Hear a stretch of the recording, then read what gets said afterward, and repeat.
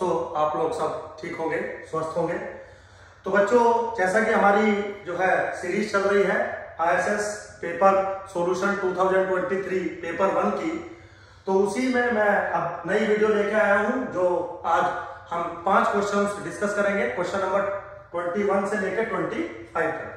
क्योंकि 5 क्वेश्चन इसलिए डिस्कस करेंगे, 10 मिनट में 5 क्वेश्चन डिस्कस हो जाएंगे, क्योंकि बहुत इजी क्वेश्चन है। ठीक है, तो सबसे पहले क्वेश्चन नंबर 21 है। क्या है क्वेश्चन नंबर 21? रीड करते हैं। Which of the following are examples of data condensing?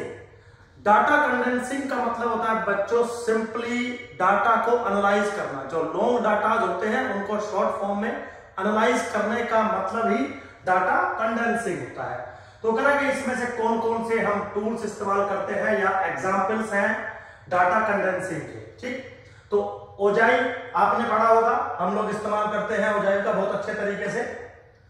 Histogram भी आपने बनाए होंगे, फ्रीक्वेंसी डिस्ट्रीब्यूशंस का इस्तेमाल भी हम करते हैं पढ़ते टाइम।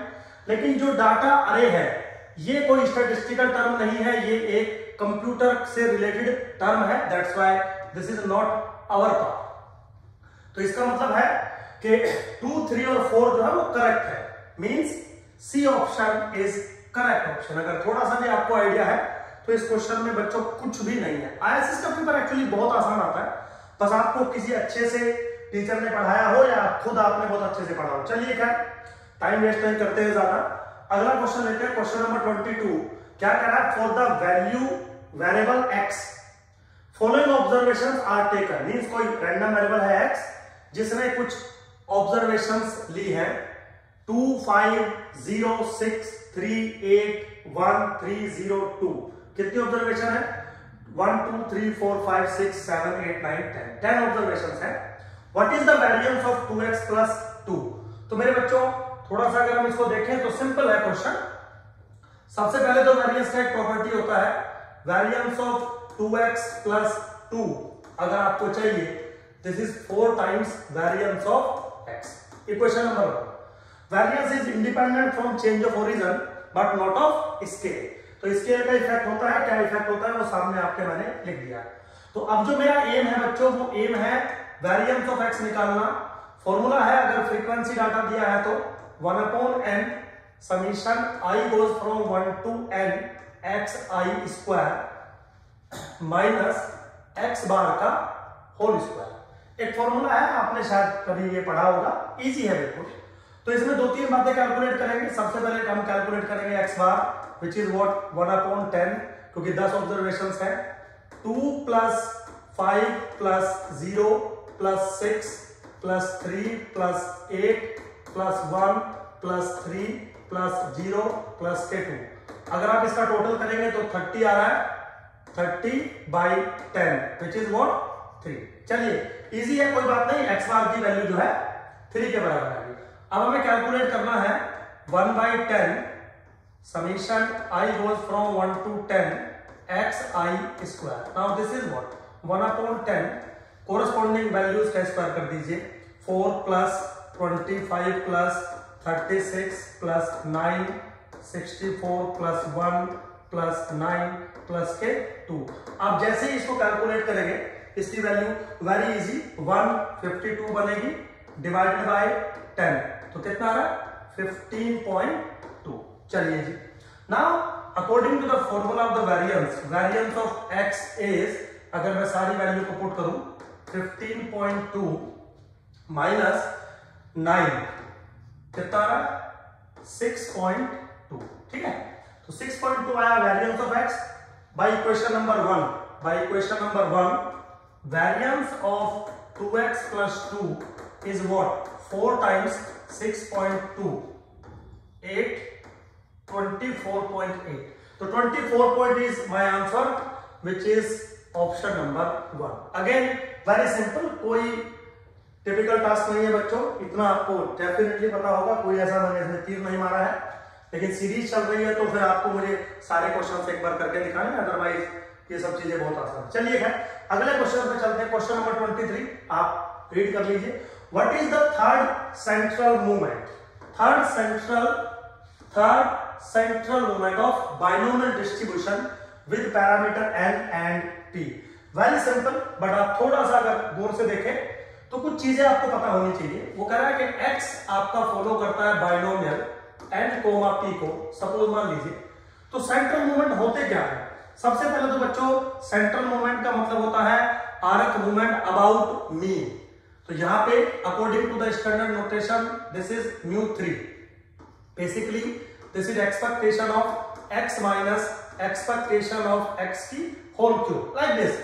तो सिंपली अगर आपने पढ़ा होगा बाइनोमियल को, तो इसका वेरी सिंपल फॉर्मूले हमें दिए जाते हैं। फॉर्मूला है NPQ Q माइनस P। ये फॉर्मूला याद होना चाहिए। आप ISS के एग्जाम में बैठ के इसको कैलकुलेट नहीं कर सकते हो किसी कीमत पे भी, मतलब टाइम लगेगा, पूरा पेपर में फिर एक ही क्वेश्चन होगा। तो यहाँ पे मैं क्या करना होता है, ज्यादातर चीजों को मेमोराइज रखना होता है, याद रखना होता है, इसकी प्रैक्टिस करनी होती है। चलिए पुट करेंगे वैल्यू।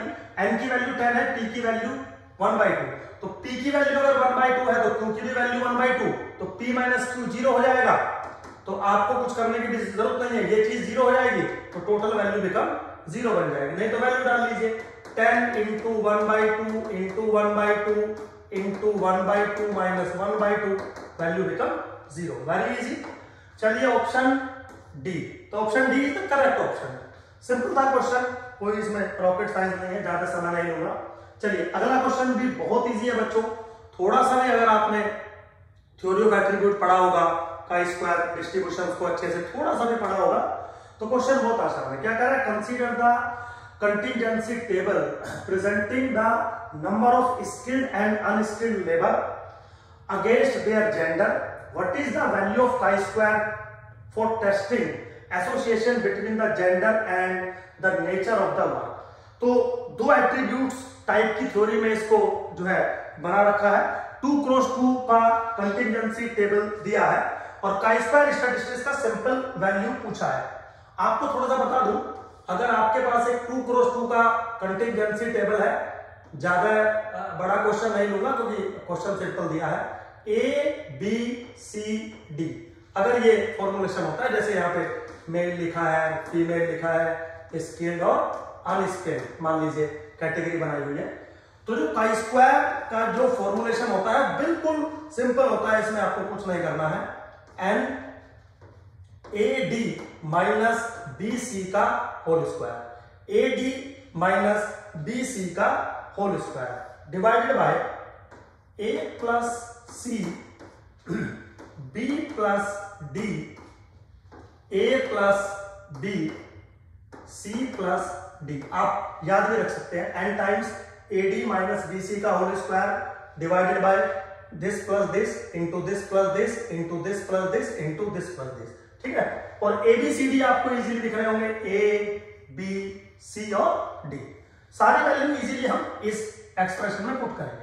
लेकिन ये क्वेश्चन बहुत आसान है, उसका रीजन ये है, अगर आप गौर से टेबल को देखें, ए डी की वैल्यू अगर आप देखें, ए इंटू डी की वैल्यू आप देखें तो 600 है, और b इंटू सी की वैल्यू देखें वो भी 600 है। वैल्यू डालोगे तो यहीं पे काई स्क्वायर की वैल्यू आ जाएगी 0। तो इसमें तो कोई ज्यादा कैलकुलेशन आपको लगेगी भी नहीं, और D option my correct option. Very easy बच्चों, बस देखिए बेटा, आप ISS बनने जा रहे हो, बड़ी जॉब है, गवर्नमेंट की बहुत अच्छी जॉब है, उसके लिए अगर ये सब चीजें आपको, ये फॉर्मूला नहीं पता है तो फिर देखिए टिपिकल टास्क है। खैर एनीवे आगे चलते हैं, टाइम वेस्ट नहीं करूंगा आपका। अगला क्वेश्चन है 25। If variance of x is 4, थोड़ी सी इंफॉर्मेशन दी है, variance of random variable x is 4, उनके बीच का जो कोवेरियंस है 32 है और कोरिलेशन कोएफिशिएंट है जो 0.8 है for some binary data, then what is the value of variance of Y. Very simple, इससे सिंपल क्वेश्चन हो ही नहीं सकता है बच्चों। डायरेक्ट फॉर्मूला है, the correlation coefficient between X and Y is equal to covariance between x and y divided by sigma x into sigma y. Sigma x is what? Standard deviation of x. Sigma y is standard deviation of y. सारी value put करिएगा, 1 second में आपको answer आ जाएगा।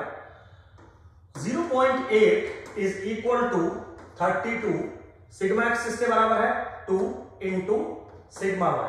थोड़ा सा अगर मैं आप मान लीजिए इसको सोल्व करूं तो sigma y is equal to 16 by 0.8, इससे ये कट जाएगा, ये इसके नीचे चला जाएगा। और सोल्व करें 160 by 8, तो सिग्मा y इज 20, बट पूछा हुआ है variance of y which is equal to sigma Y square is 400। ठीक है, अब देखो 400 कहां है, ये रहा 400। तो मेरे बच्चों बहुत इजी क्वेश्चन है, बहुत ज्यादा इजी क्वेश्चन है। अगर आप हमारे इंस्टीट्यूट के दीप इंस्टीट्यूट की अगर आप टेस्ट सीरीज देखेंगे ना तो इनसे 50 गुना टफ है। मतलब जो टफ क्वेश्चन आईएएस में आपको दिखता है, जैसे मैं अभी क्वेश्चन नंबर 26 से 30 के बीच में बात करूंगा, या क्वेश्चन नंबर 18, 19, 20 मैंने लिया था, वो थोड़े से अच्छे क्वेश्चन थे, उनसे भी टफ हम लोग अपनी टेस्ट सीरीज में आपको क्वेश्चंस देते हैं। तो क्या होता है कि आसान क्वेश्चंस जो डायरेक्ट फॉर्मूलों पे आते हैं बच्चों, वो भी आपको तैयार करना है, क्योंकि उससे आपको क्विकली नंबर मिलेंगे। मार्क्स तो उतने ही मिलने हैं टफ क्वेश्चन में भी और आसान क्वेश्चन में भी। तो कुछ क्वेश्चन होते हैं जो डायरेक्ट फॉर्मूला बेस्ड आते हैं, उसमें आपको ज्यादा नॉलेज की जरूरत नहीं है, लेकिन जो कुछ क्वेश्चन बहुत अच्छे आते हैं उनमें बच्चों आपको बहुत नॉलेज की जरूरत होती है। अच्छे से पढ़िएगा, अच्छे से प्रैक्टिस करिएगा। खैर, all the best, thank you very much. अब मिलते हैं नेक्स्ट वीडियो में।